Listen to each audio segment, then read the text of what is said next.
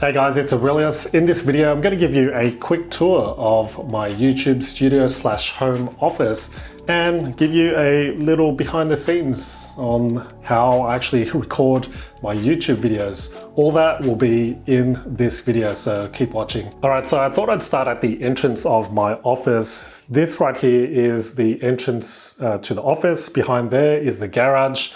Not too long ago, I'd say last year, we renovated and made this into an actual YouTube studio for my specific use, and so that I don't have two girls running around the house and distracting me if I am doing work or recording videos, which was kind of an issue back then because I did have one of the bedrooms upstairs, but now I get all this peace and quiet, which makes sense. I can still stay at home, be close to family as well. Let's start with, I guess, the exterior. In a way, it's still internal, but of course, this is the outside of what you see on the desk.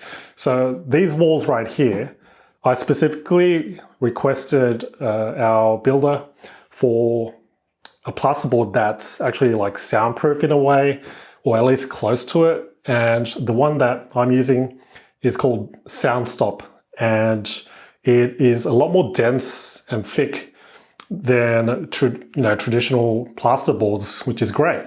It does somewhat block sound from outside, and also me in here, so people outside can't hear.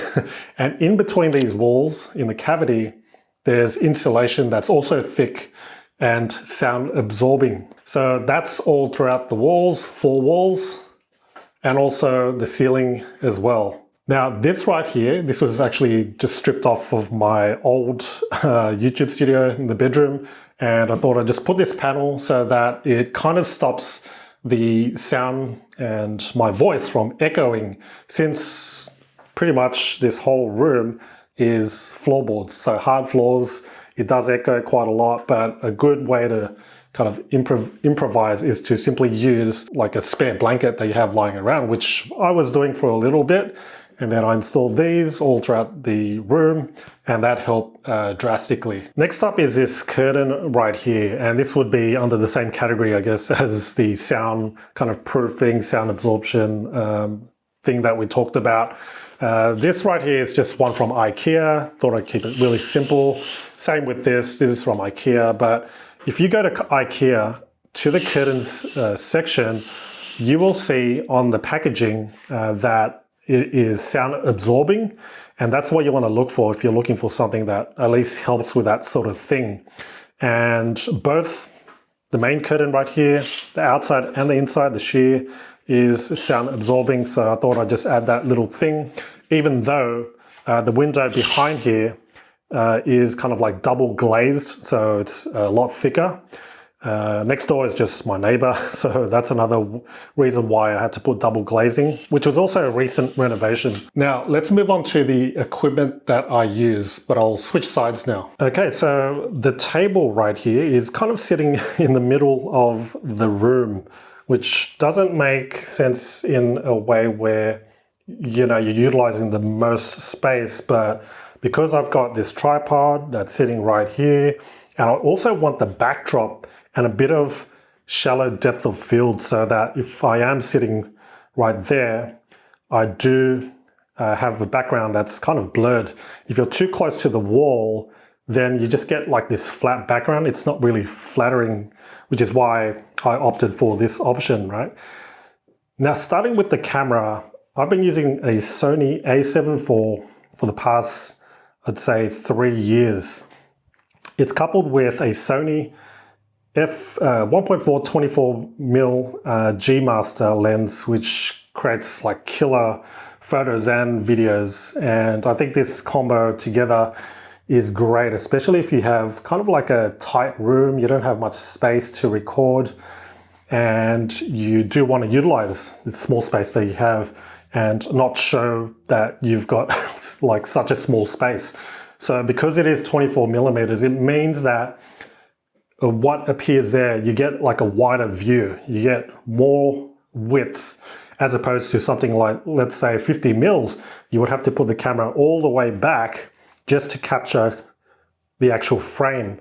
But now, like with the 24mm, I could, I just literally sit in front there and I can reach out for the camera if I ever want to. So not only with convenience, but also with the actual frame and the look that I'm going for. What I also do with my A7 IV is record the video externally. So I connect this HDMI cable to this Atomos Ninja 5.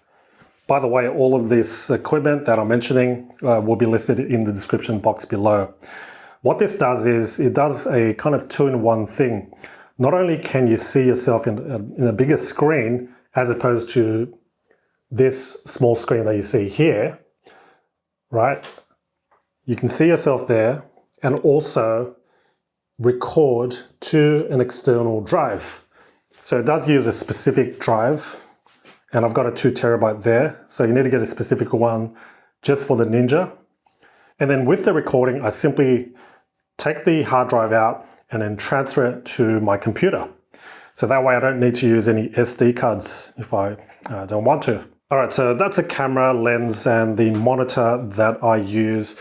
Let's talk about lighting now. This right here is like two separate brands. Number one is the main light, and that is a Godox SL60W. It's quite affordable, budget friendly, and it's one of the ones that most beginners use. And I've been using this for, I'd say, 5 years, and haven't had any issues apart from the fan noise. But actually, it hasn't been an issue. It's just an issue that hasn't been brought up by a lot of creators using it. But with noise cancelling microphones, you really don't hear it anyway. Now with the light, this right here, the dome, this softbox, this is from Aperture. It's the Light Dome 2. It's really big, really bulky, too bulky if you have such a small room. Thankfully, I do have I have a lot of room. Going back to this, it is sitting on a pole and really sturdy, really durable and thick. So that's the extent I had to go through to actually hold this light up. So it's not really, I'd say, suitable if you have a small room, because take a look at that. It just uses so much room if you look down. As part of lighting, I also add this practical light just behind. I think it is an Aperture, what's it called again? MC, Aperture MC. And I've put this little softbox that's included with it. And the great thing is it connects with the app, and you can change the color of it depending on the mood that you like. But I like to kind of stick with neutral colors. It's either daylight or this orange kind of tungsten look, and you can change the brightness as well. And what I do with this is I just put it behind my YouTube plug right here, and that makes it pop a little on video, so that the background is just not this boring, dark, flat looking background. And what I also put is this IKEA lamp, just for a little bit of a practical light as well. And that should actually go there. And it's really subtle when you watch back my videos.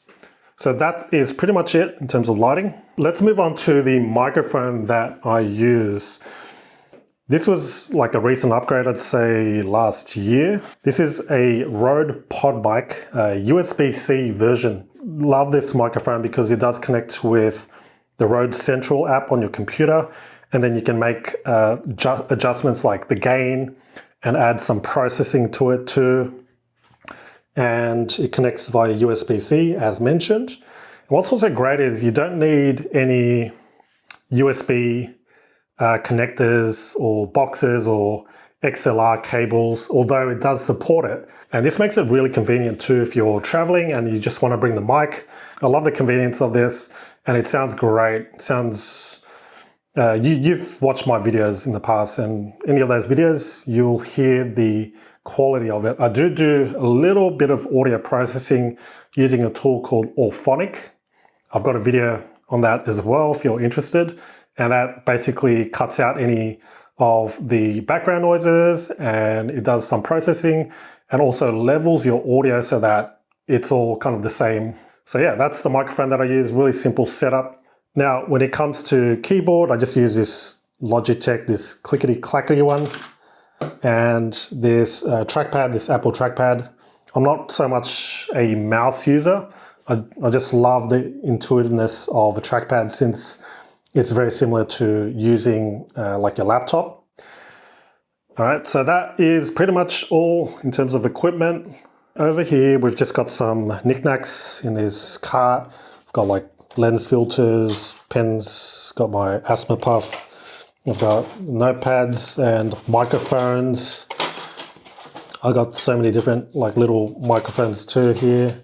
And the second shelf is just all like external drives where I put all my videos. And I've got my monitoring headphones here.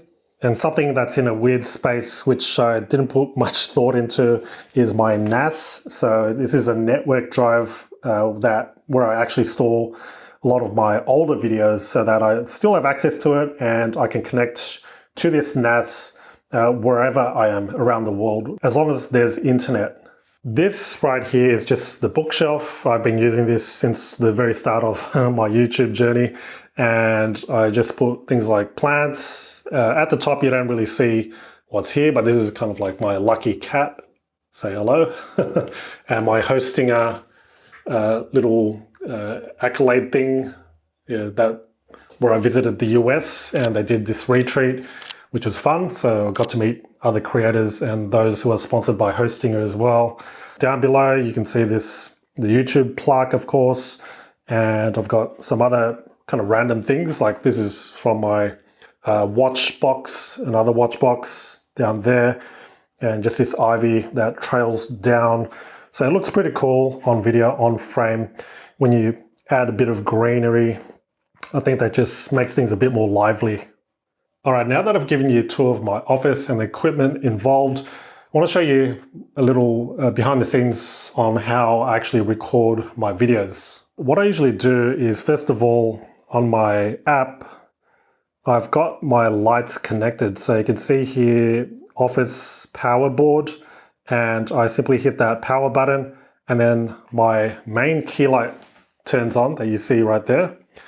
And this right here as well. So it's only two lights. I could connect it up with the smart home, such as a Google Home or, with Siri, and to voice activate it. But I think it's just really simple. There's only two lights anyway. When it comes time to record, I'm sitting down where I'm sitting down at the moment, and I turn on my camera right there. I turn on my monitor.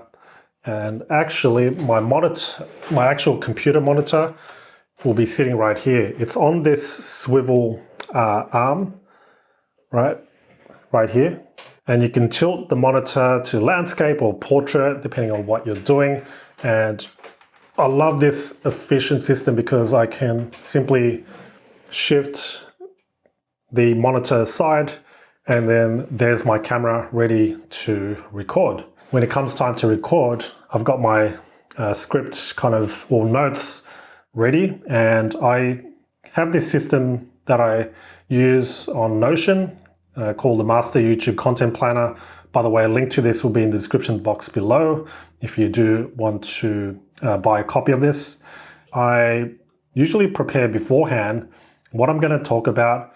Sometimes I have something as simple as this, where I've got 10 points, or in this case, I've got 10 tools that I'll be discussing in this video after recording this video actually. And that's it. And then I just kind of riff off what I've got, and I make sure I prepare those sites that I'll be discussing in the video. So I've got all the tabs opened so that I'm ready to go and not having to open them up when I'm actually recording the video. So that makes a lot of sense in terms of efficiency. Sometimes I do have scripts like this where it's kind of like more word for word, you can see, and it does require a bit more planning.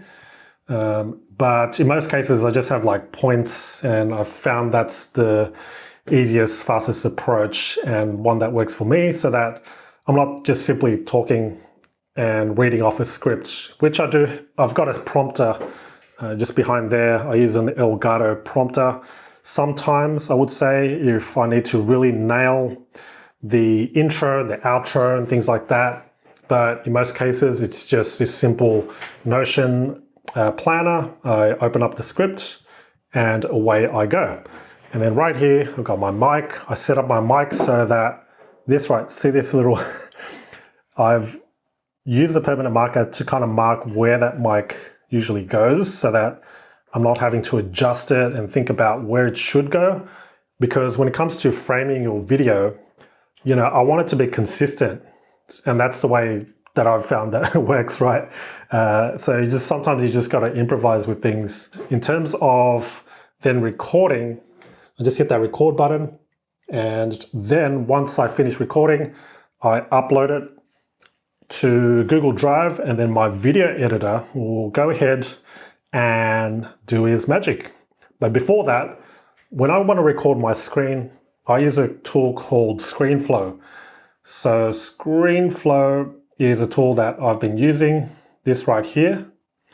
And it's actually just a Mac app. When I'm ready to record, I just go here, configure recording, make sure I've got all my equipment all connected, such as my monitor and my microphone, and then I'll record. So technically, I've got two video files. Number one is my talking head, so when I'm sitting down here, and then number two is the ScreenFlow or the screen recording, so that then my editor will sync both, put them together, and make the videos look great.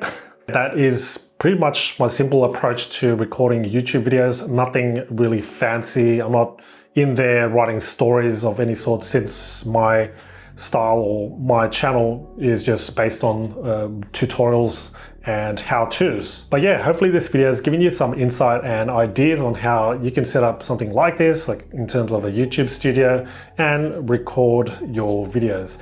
As mentioned, all the links to these tools and all the equipment will be in the description box below. Until next time, thanks so much for watching, and I'll see you in the next one.